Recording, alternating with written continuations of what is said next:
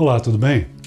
Hoje eu vim falar aqui com você de um assunto que eu acho muito importante, que é essa questão do dízimo, né? Muitas pessoas dão o dízimo ou pagam o dízimo mensalmente na esperança daquela bênção de Malaquias 3:10, que é: se você levar os dízimos à casa do Senhor, que a sua vida ia ser muito abençoada. Não ia ser pouco, não, ia ser muito, uma coisa tremenda. Só que tem muitas pessoas que, apesar de todo mês levar o seu dízimo, às vezes até com uma certa dificuldade, mas elas querem ser fiéis a Deus porque esperam que Deus também vai abençoá-los. E acaba que isso não ocorre. A pessoa leva o dízimo, dá o dízimo, né, todo mês, já tem anos que faz isso, e quando chega a hora de, puxa, cadê aquela bênção toda, né? Cadê aquela bênção toda que eu queria ter? A pessoa acaba não tendo, a pessoa acaba não vendo aquela bênção. E eu descobri o motivo disso. E eu quero compartilhar com você na Bíblia, né? Isso aqui é muito importante, eu quero usar a Bíblia para falar com você e te dizer por que você, mesmo dando dízimo todo mês na igreja, você ainda não foi abençoado. Quando tiveres entrado na terra que o Senhor teu Deus te dá por herança e a possuires e nela habitares, tomarás das primícias de todos os frutos do solo que colheres da terra que o Senhor teu Deus te dá, e os porás num cesto e irás ao lugar que o Senhor teu Deus escolher para ali fazer habitar o teu nome. Aqui ainda não havia sido construído o templo do Senhor. Ele foi construído posteriormente, né? Davi separou o material para a construção e Salomão construiu, muitos séculos depois. Mas aqui fala-se então que você deveria levar o teu dízimo até o templo. Mas aí entra uma questão muito interessante que hoje em dia você não ouve falar. Vamos ler a partir do versículo 11 até o 13 do capítulo 26 de Deuteronômio para entender isso. E te alegrarás por todo o bem que o Senhor teu Deus te tem dado, a ti e a tua família, tu e o levita, e o estrangeiro que está no meio de ti. Quando acabares de separar todos os dízimos dos produtos do terceiro ano, que é o ano dos dízimos, ou seja, a pessoa trabalhava 3 anos, porque havia de plantar, colher, etc., e no terceiro ano é que levava o dízimo.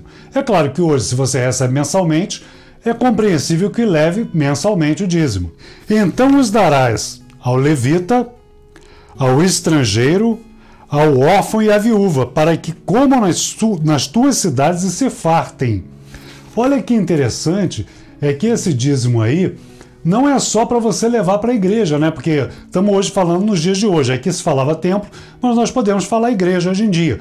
Mas fala que era para dividir com o órfão, com a viúva, com o estrangeiro, com o levita, que no caso seria aquele que vive do templo, aquele que vive do serviço sagrado. Dirás perante o Senhor teu Deus: retirei de minha casa o que era consagrado, os dízimos são consagrados. E o dei também ao levita, ao estrangeiro, ao órfão e à viúva, segundo todos os teus mandamentos que me tens ordenado. Não me desviei dos teus mandamentos, nem deles me esqueci. O dízimo não era só para você levar o dinheiro ao templo, mas era também para você repartir com o necessitado, com o estrangeiro, com o órfão, com a viúva, né? Com as pessoas que não têm com que vestir, não têm com que comer. E olha que interessante que no Novo Testamento Jesus também fala sobre isso. Ai de vós, escribas e fariseus hipócritas! Dais o dízimo da hortelã, do endro e do cominho, mas negligenciais o mais importante da lei. O que é o mais importante da lei? Era o dízimo? Não. O mais importante da lei, segundo Jesus, era a justiça, a misericórdia e a fé. Devias, porém, fazer estas coisas sem omitir aquelas. Olha que interessante. Você pensa que se você levar todo o dízimo para a igreja e der lá, está tudo resolvido. Mas aqui Jesus fala que o mais importante da lei não é o dízimo. O mais importante da lei é a justiça, a misericórdia e a fé. Você deve dar o seu dízimo sem omitir essas outras 3 coisas que Jesus fala. E aí você pensa, mas puxa, eu não ouço isso na igreja. É claro que você não vai ouvir isso na igreja. Você acha que o teu pastor vai dizer para você, para ao invés de você levar todo o seu dinheiro lá, você distribuir para os pobres? Mas aí eu te pergunto, o que é mais importante, que o teu pastor fala ou o que a Bíblia fala? Tem muito pastor honesto, muito bispo honesto, muito homem de Deus honesto, e que muitas vezes a igreja tem que pagar aluguel, tem que pagar a luz, tem que pagar a água. Então, se você está numa igreja pobre, uma igreja pequena, uma igreja de bairro, eu acho que é muito justo você pegar o seu dízimo inteiro e dar na igreja. Se você está naquelas mega igrejas, aquelas igrejas que estão construindo templos custam 60 milhões, 80 milhões, 100 milhões, 500 milhões. Aonde é que na Bíblia manda você construir esse templo? O templo de Israel está em Israel. O judeu conhece o Velho Testamento muito mais do que eu e você. Agora, se você é cristão, Jesus falou que o principal da lei de Deus é a justiça, a misericórdia e a fé. Não é o dízimo e não é o templo. Então, se você está numa igreja rica, uma igreja que o seu pastor está andando de carro importado, está andando com carro blindado, que está viajando pelo mundo inteiro, que tira férias em Miami, vai lá na Disney, vai para a Europa, com o dinheiro que ele ganha ali, eu não vou dizer que você tem que parar de dar dinheiro lá, não. Jesus fala assim: ai de vós hipócritas, escribas e fariseus. Quem era o escriba e o fariseu? O fariseu era o doutor da lei. O escriba foi quem nos deu isso aqui, você sabia disso? Quem copiou desde lá do primeiro manuscrito e foi copiando para que nós hoje tivéssemos isso aqui, foi o escriba. Então olha a importância do escriba. E o fariseu? O fariseu, apesar de ser muito criticado por Jesus aqui, quando o fariseu surge, ela é o quê? Um movimento judaico exatamente para preservar o quê? A Bíblia, para preservar o quê?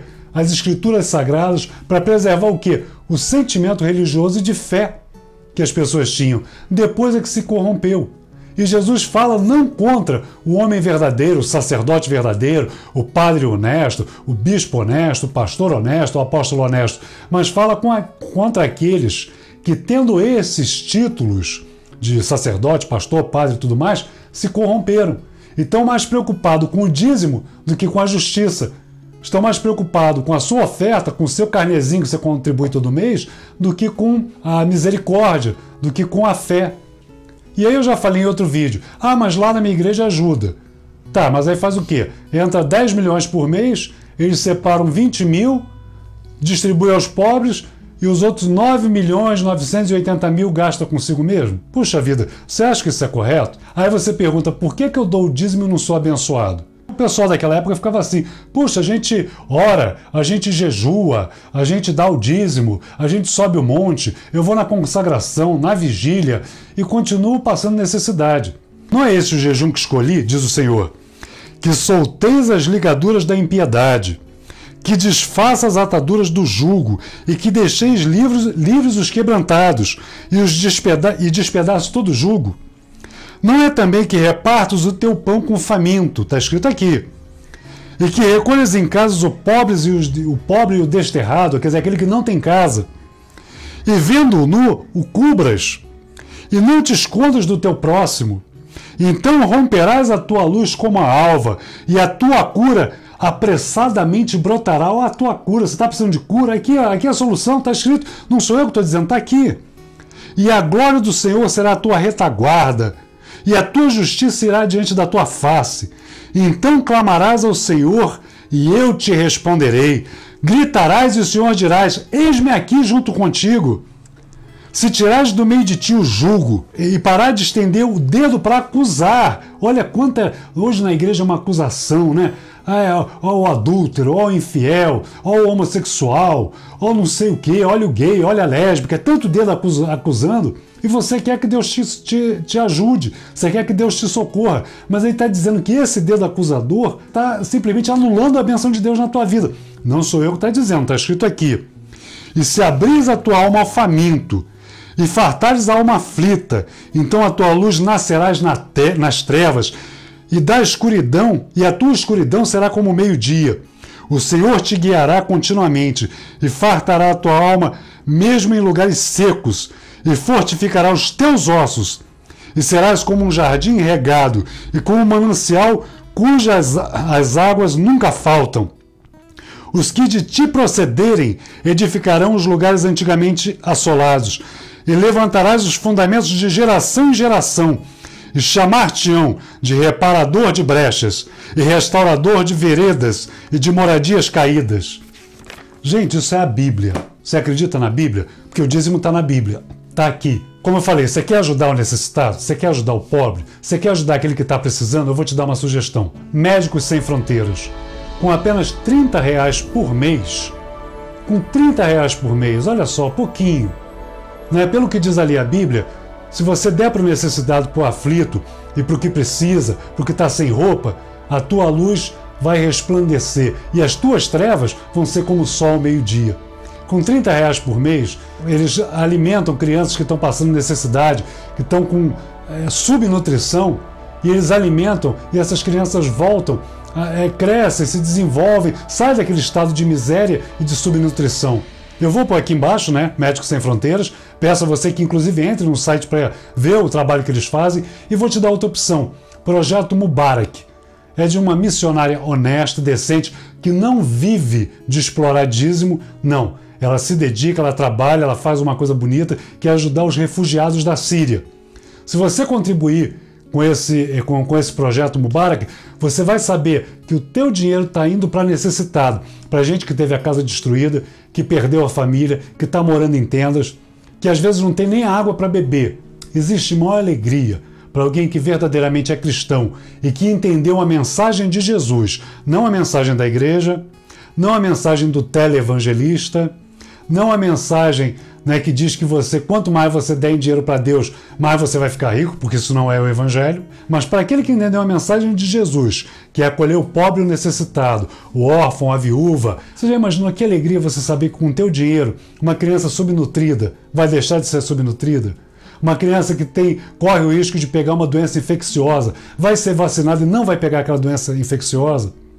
Existe maior alegria para um cristão que entendeu qual é a mensagem do Evangelho de Jesus Cristo, que você vai ver uma pessoa que está passando necessidade num país em guerra civil, que perdeu casa, perdeu toda a sua mobília, que perdeu parentes da família, que perdeu o seu trabalho, que com aquele seu dinheiro ele vai ter comida, ele vai ter água, ele vai ter roupa. Olha, se você entendeu o Evangelho, essa é a sua maior alegria. E como eu falei, se você é de uma igreja pobre, ajuda a sua igreja. Mas se você pode pegar R$30 por mês e dar lá para o Projeto Mubarak ou então para o Médicos Sem Fronteiras, puxa vida, é isso que Deus quer. Se você é de uma igreja rica, aí que o teu pastor tem carro blindado, comprou jatinho particular, ou então um cara que mora na Barra da Tijuca, né? Mora no Morumbi, mora numa mansão de às vezes 20 cômodos, puxa vida, o seu pastor não está precisando desse dinheiro. E sabe de uma coisa? Deus está com aquele necessitado, ele não está com aquele pastor, aquele sacerdote rico, aquele padre rico, aquele bispo rico. Se você fizer como a Bíblia manda, então a tua luz vai resplandecer e vai ser uma coisa maravilhosa. Aí sim, você vai dar o dízimo, vai dar a oferta e vai ver Deus te retribuir. Porque Ele diz que vai te retribuir. Aí sim você vai ver Malaquias 3:10 na sua vida. É isso que você está querendo? Está aí o caminho. Falou, até a próxima.